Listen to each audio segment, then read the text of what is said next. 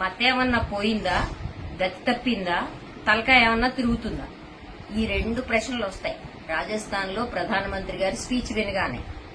కానీ ఆ తర్వాత కొంచెం నెమ్మదిగా ఆలోచించి చూస్తే ఇది నవ్వొచ్చే ప్రశ్న కూడా. ఎందుకంటే ప్రధానమంత్రి గారు అబద్దాలు చెప్తూ చెప్తూ చెప్తూ ఏ స్థాయికి వచ్చారంటే ఆ అబద్దాలు నిజమని తానే నమ్మే స్థాయికి వచ్చాడేమో అనిపిస్తోంది ఈ ఉపన్యాసం వింటే.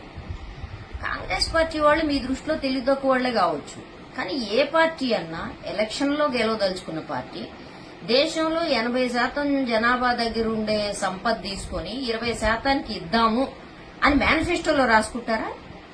ఇప్పుడు మీరున్నారు, మీరు అదానీలు, అంబానీలు, కార్పొరేట్లు, గుజరాత్ ల్యాబీకి మొత్తం దేశాన్ని కట్టబెడదామని అనుకున్నారు, చేస్తున్నారు. కానీ మీరు మేనిఫెస్టోలో రాసుకోలేదుగా.